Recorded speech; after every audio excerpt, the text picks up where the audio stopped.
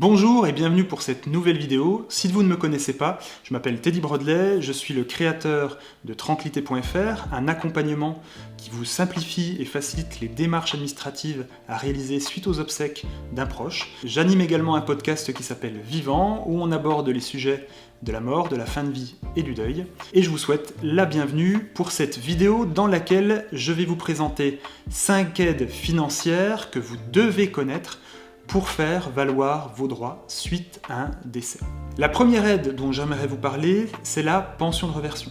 Donc la pension de réversion, c'est une aide financière qui s'adresse spécifiquement aux conjoints/conjointes ayant été mariés avec le défunt. Cette aide représente concrètement une partie de la retraite que percevait ou aurait pu percevoir le défunt. Donc percevait si au moment du décès il percevait sa retraite et aurait pu percevoir si le décès survient quelques années avant son départ en retraite. Comme toutes les aides financières disponibles en France, plus d'une dizaine pour information, aucune de ces aides n'est versée automatiquement. Et la pension de réversion n'échappe pas à ces règles. Donc les critères d'éligibilité de pension de réversion répondent à 2 variables différentes.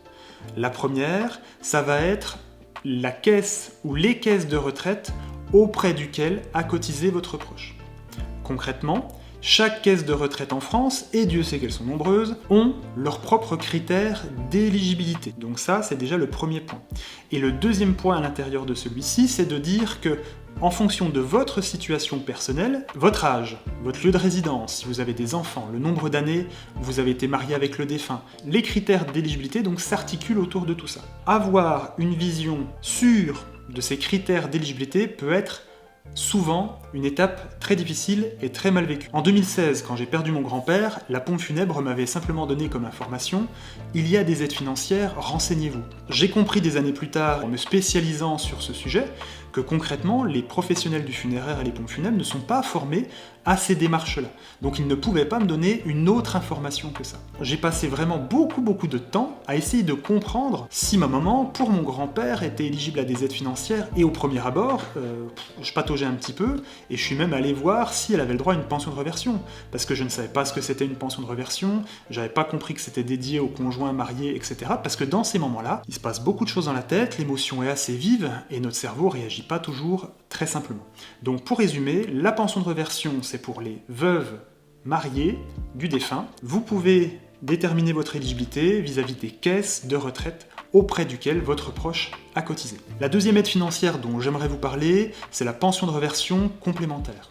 La pension de réversion complémentaire, comme son nom l'indique, c'est une pension de réversion, donc une partie de la retraite que percevait ou aurait pu percevoir votre proche, qui est versée par les caisses de retraite complémentaires du défunt, Agirc Arrco, Ircantec, etc. par exemple. Encore une fois, chacune de ces caisses a ses propres critères d'éligibilité, mais je dois bien avouer que les critères d'éligibilité pour la réversion complémentaire sont beaucoup plus simples et beaucoup plus souples que la pension de réversion principale. Donc généralement, les demandes sont relativement simples par rapport à une demande de réversion classique. Il est donc plus facile pour vous d'être éligible et donc de l'apercevoir. Juste pour information, si vous pensez que parce que vous avez des revenus élevés et que votre retraite est importante, vous n'êtes pas éligible à une pension de réversion, je vous invite vraiment à prendre le temps de vous renseigner ou de vous faire accompagner, que ce soit par tranquillité.fr, un proche, etc.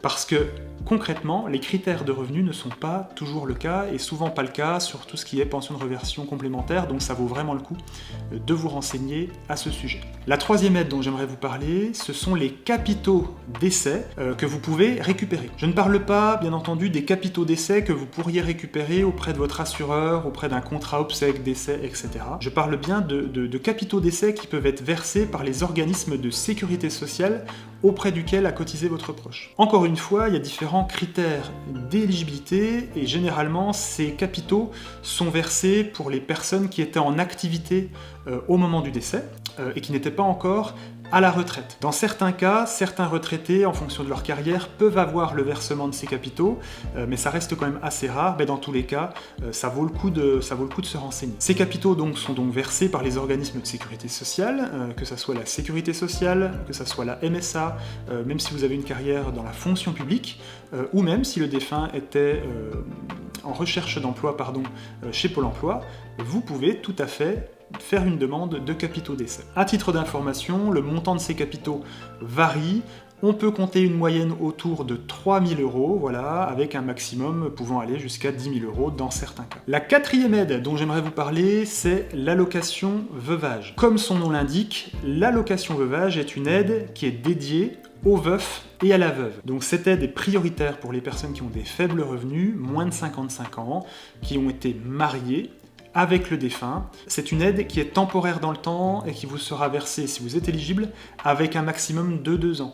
Encore une fois, comme toutes les aides financières, n'attendez pas de versement automatique, c'est bien à vous d'initier votre demande.